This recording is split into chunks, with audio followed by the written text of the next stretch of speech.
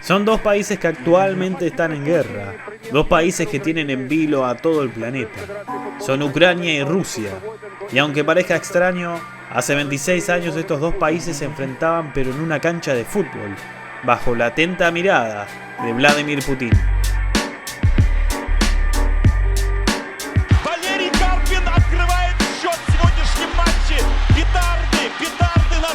Филимонов забрасывает мяч в свои ворота. Да, мы ждали гола Шевченко. Надеялись на то, что его не будет, но что этот гол... En diciembre de 1991, la Unión Soviética se derrumbaba y marcaba el nacimiento de nuevos países, entre ellos Ucrania y la Federación de Rusia.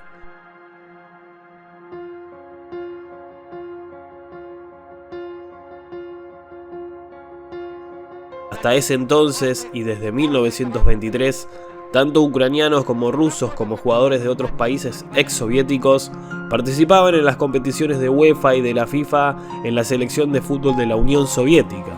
Cuando esta cayó, la primera medida fue la creación de una selección denominada Comunidad de Estados Independientes, un equipo representativo de todos los estados independientes que antes componían la Unión Soviética. La misma iba a participar solamente en la Euro del 92, quedando eliminada en fases de grupo. A partir de acá, cada selección iba a contar con un equipo representativo. Sorpresivamente, la FIFA iba a tomar la decisión de traspasarle a Rusia todo lo conseguido por la Unión Soviética, su historia y ranking, mientras que los demás países debían empezar de cero. Ucrania especialmente sintió que este acuerdo era injusto, dado que los ucranianos formaron parte del núcleo del equipo de la Unión Soviética casi toda su historia. De hecho, en la final de la Euro del 88, la formación consistía prácticamente en jugadores del Dinamo de Kiev. Y para añadir más leña al fuego, la FIFA le permitió a los jugadores elegir para qué país jugar, y es así como la mayoría de los ucranianos eligieron jugar para Rusia, ya que esta le daba mejores chances para jugar mejores competencias. Con ese panorama, selecciones como la de Ucrania tuvieron que empezar los años 90 desde cero. Y para la sorpresa de nadie, estos años iban a ser realmente duros. De hecho, no iban a poder clasificar a ninguna competición. Por otro lado, Rusia, selección que se quedó con todo, también iba a tener dificultades. Iba a clasificar al Mundial en Estados Unidos del 94, pero quedaría eliminado en fase de grupos. En la Euro del 96, los rusos iban a correr el mismo destino, y para el Mundial de Francia en el 98 no pudieron clasificar. El 18 de enero de 1998 en Gante, Bélgica, se realizaba el sorteo de las eliminatorias para la Eurocopa del 2000, que se iba a celebrar justamente en Bélgica y Países Bajos. Para la sorpresa del mundo, el grupo 4 iba a contar con la presencia de Rusia y Ucrania. Esto significaba que los dos países ex-soviéticos se verían las caras en una cancha por primera vez en la historia. Por otro lado, las selecciones de Francia, Islandia, Armenia y Andorra cerraban el grupo.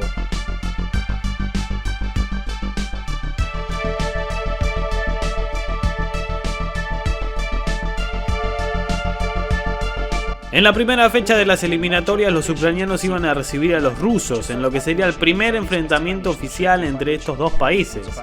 La sede era Kiev y algunos periodistas llamaron a este partido como el partido del siglo, sin saber lo que iba a ser el partido de la vuelta.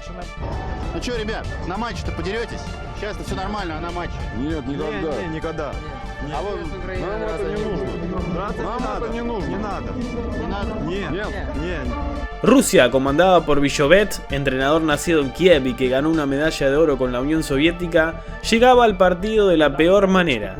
Horas antes de volar hacia Kiev, los funcionarios se negaron a dejar que el avión despegara antes de recibir los pagos por el combustible, y los jugadores esperaron 2 horas antes de que finalmente se les diera el dinero, en efectivo.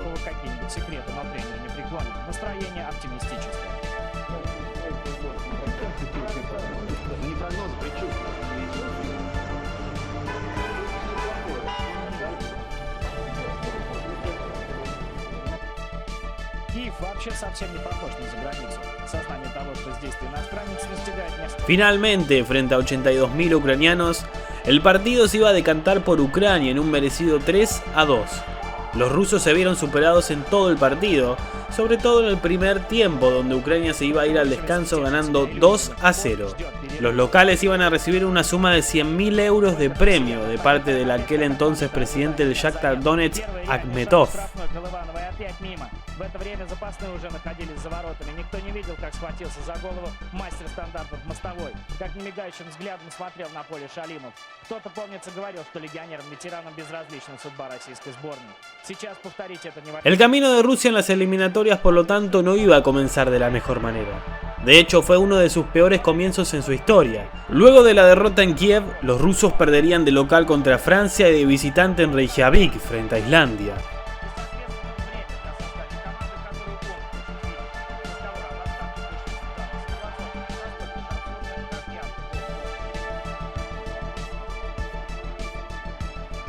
Por otro lado, los ucranianos ganarían los dos siguientes partidos contra Armenia y Andorra, marcando el mejor comienzo posible.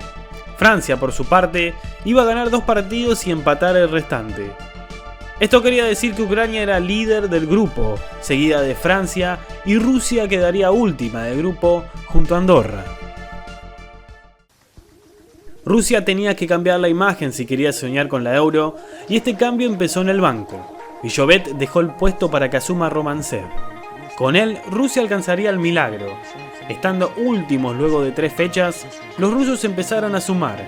Primero le ganaron a Armenia y Andorra sin problemas. Чтобы в решающей встрече 9 октября полностью выложиться и победить. Утвердительного ответа нет. Сейчас. Но есть время для подготовки. Luego iban a hacer historia al ganarle a Francia en París por 3-2, en lo que muchos consideran como una de las victorias más emblemáticas de Rusia en la historia. La racha se iba a prolongar a 6 partidos, venciendo también a Islandia en casa. No solo habían convertido lo imposible en posible, sino que ahora eran favoritos a ganar el grupo.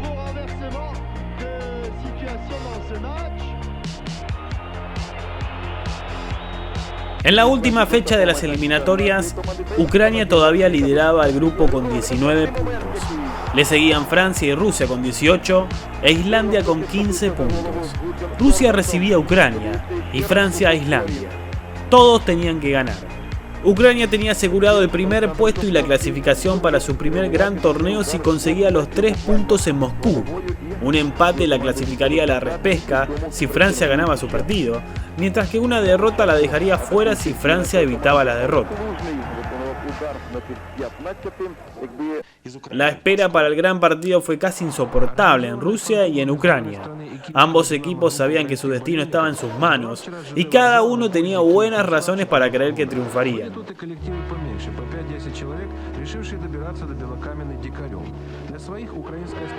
El gobierno ruso, al que apenas un año antes no le importaba en absoluto el equipo, quiso mostrarle el mayor apoyo posible y se prometieron generosas bonificaciones a los jugadores por la clasificación. El primer ministro Vladimir Putin, el alcalde de Moscú Yuri Luskov y varios políticos presenciaron el partido desde las gradas del Luzhniki y corrieron rumores de que incluso el presidente Boris Yeltsin quería asistir a pesar de su delicado estado de salud.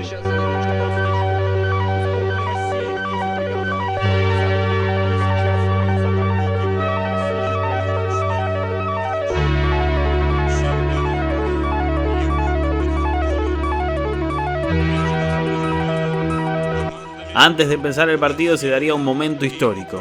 El himno de Ucrania se escuchaba en Moscú.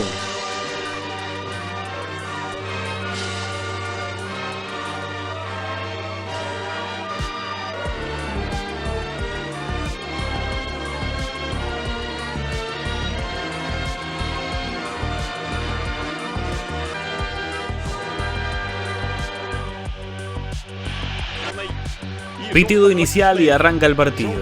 Ucrania comenzó con fuerza y su presión fue efectiva durante los primeros 10 minutos, pero la primera oportunidad clara fue para Rusia.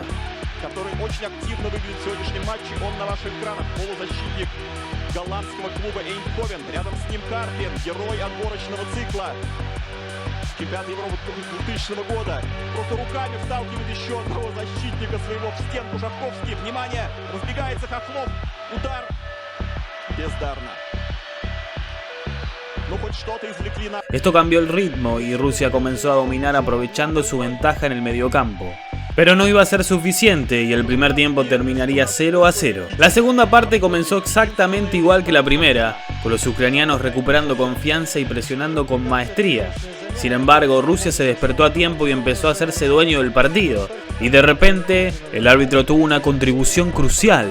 Era el primer partido del Erey en suelo ruso y fue muy generoso con los anfitriones al concederles un tiro libre peligroso sin motivo aparente.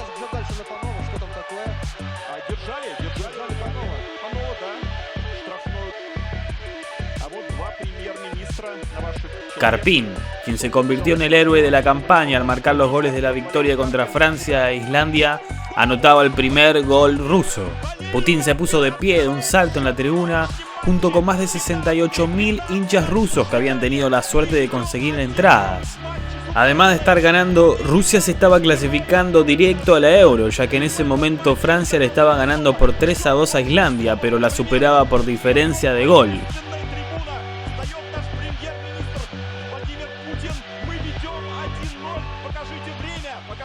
Con el partido 1-0 y mientras el técnico de Rusia encendía otro cigarrillo en el banco, se produjo un incidente muy curioso.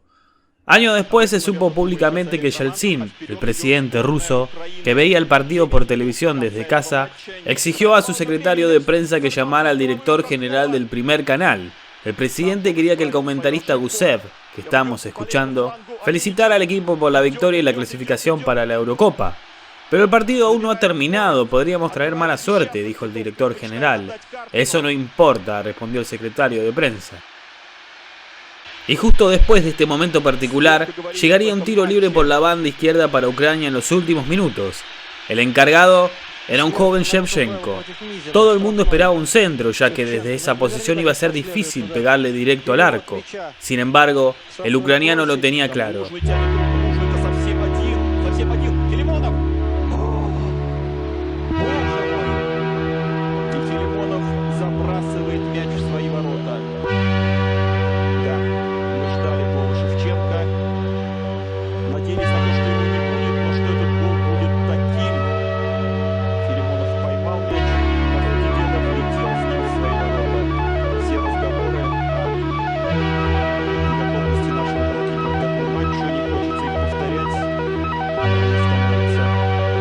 Los rusos no podían creer lo que veían.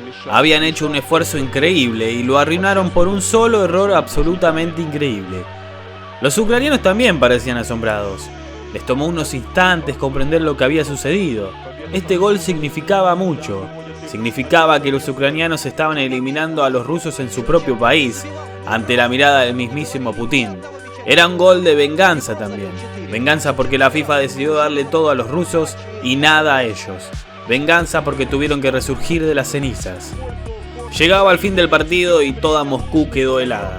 Romantsev abrió la rueda de prensa posterior al partido diciendo: por favor, no hagan muchas preguntas, porque me siento fatal. ¿Cómo es posible que un portero no pueda atrapar un balón así? Los diarios rusos enojados aclamaban que este era su segundo regalo a los ucranianos, luego de Crimea. Por otro lado, Ucrania celebraba. A fin de cuentas, habían hecho historia.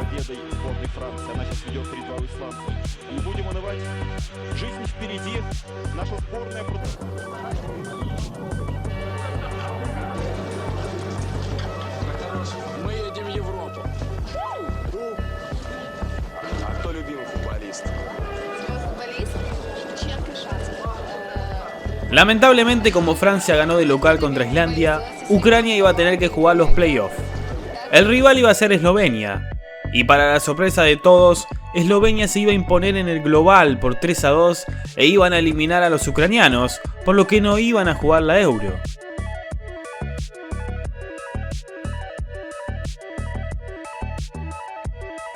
Más allá de que el final no fue el más alegre, ya que también quedarían eliminados, los ucranianos nunca van a olvidar que habían dejado muda a toda Rusia, país que había robado todos los logros que los propios ucranianos consiguieron representando a la Unión Soviética. Un hecho que no solo quedará en su historia, sino que permanecerá en la historia del fútbol mundial.